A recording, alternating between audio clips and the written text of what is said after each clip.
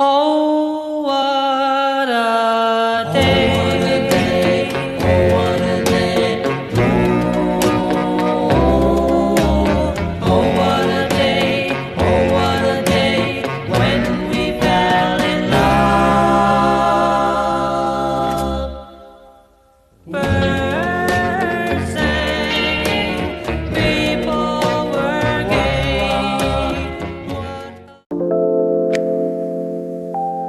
1, 2, 3, go. Good day everyone. We're here at World Trade Center at Pasay Food Expo. And we're here for conducting a short interview for our documentation project. What's your name po? Hi everyone, I'm Ella. So Ella, may we ask you a few questions about your experience in this event? Sure. Okay, numero 1, number 1. Ano ang naging reason kung bakit kayo nag-desisyon na tumala sa event na ito at tumaba yung expectations mo bago ka pumunta dito? Actually, nakita ko lang to sa Sockman and parang naingganyo din ako pumunta dito kasi nga as HM student, parang maganda rin pumunta dito para maka-experience din ng mga bagay na like tasting mga iba't ibang pagkain. And like, na-meet ko naman expectation ko pagpunta. Okay, second question. Paano niyo pwede describe yung kabuuang atmosphere for here or yung kapiligiran ng event tulad ng pag-set up, pag-decorate, sounds, and overall na pakiramdam niyo po sa lugar na ito? Nakaka-overwhelm pero maganda yung pagkakayos nila ng event. Like, sa registration pa lang, maayos yung pila, mabilis, and like, smooth lang. Aling bahagi ng programa ang pinakatumatak sa inyo at bakit nyo nasabing naging effective ito or memorable? So, aling bahagi ng programa ang pinakatumatak sa inyo at bakit nyo nasabing naging effective or memorable ito? Naging effective sa akin to kasi experience nito sa bilang student nga ng HM, hospitality management, at iba't ibang pagkain yung nakita ko dito. Ayun, yung mga bagay na hindi pa na-experience doon sa school, experience ko dito sa event na to. So, pang-apat, bilang attendee ng event na ito, naramdaman ba nyo na maayos kayong na-inform, nagabayan at nasikaso mula registration hanggang ngayon? Masasagot ko dyan ay oo. Simula, ay yung nasabi ko nga kanina na maayos na at smooth yung registration pagpunta dito. So, last ko na tanong, kung kayo ang organizer ng event na ito, ano ang isang bagay na gusto nyo i-improve at bakit po? Wala naman kasi maayos nga naman na taguyod tong event na to. Ayun, wala akong iibahin. That's all po. Thank you. Good day everyone. We're here at World Trade Center at Pasay Food Expo. And we're here for conducting a short interview for our documentation project. What's your name po? Hello guys, my name is Herbie Santos. So Herbie, may we ask you a few questions about your experience in this event? Sure. Okay.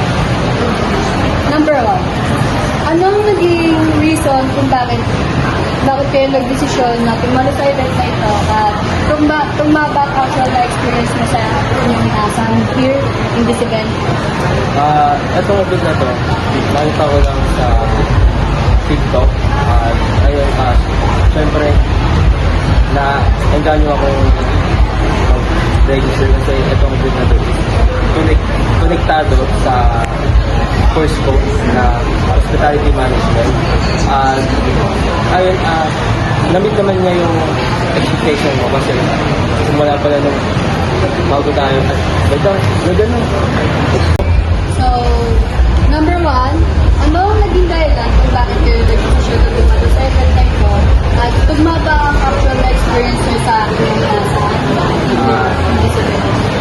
Itong event na to is nakita ko lang sa TikTok at napansin ko na itong event na ito is konektado sa course ko na hospitality management kaya ayun, na-enjoy nyo ako maki-jump dito at na-meet naman yung expectation ko kasi simula pa lang sa entrance, talagang maayos yung ano. Yun.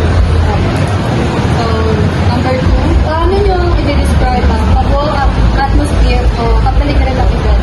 Katulad ng pag-setup, pag-decorate, yung sounds, at overall na pakaramdam ng here in this event. So, pagpasok ko kanina dito, sobrang maaliwala sa paligid. Malinis naman siya. Pagdating sa mga set-up ng mga stall, maayos at lahat naka-organize na sila. So, number 3, alin bahagi ng programa ang pinakatumatak sa inyo at bakit nyo nasabing naging effective or memorable? Isa sa pinaka-tumatak sa akin is yung pagpasok ko pala dito. Natikman ko yung ube na ice cream.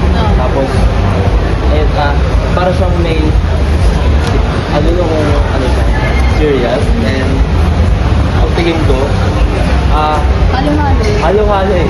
Malasa, tapos yung mga, Halo-halo burning. ayun nga. Tapos yung mga, Sige.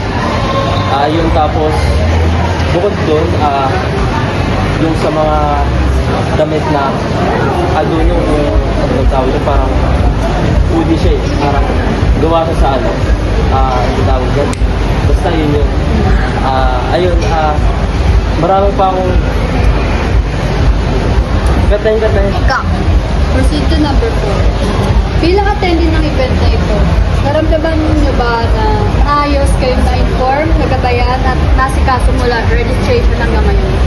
Of course, kasi pag baba ko pa lang ng car kanina, maayos yung pila, then yung pagpasok, merong mga nag-a-assist sa pila para yung mga ibang hindi pa nakapag-register is makapag-register na. And pagdating naman sa payment, mabilis lang yung transaction nila. Ayun lang naman. So, number 5, kung kayo ang organizer ng event na ito, ano ang isang bagay na gusto nyo i-improve at bakit? Para sa akin, wala naman kasi, ayun nga, yung award kanina, nasabi ko naman na simula labas hanggang sa loob, maayos yung ambience, tapos maayos yung, ano tawag dito, yung pag-guide nila sa mga tao, dahil lahat ng buong area is malinis naman at maayos yung mga pagkaka-decorate ng mga ano. Yun lang naman. So, thank you Herbie for answering all that questions. May you go and goodbye.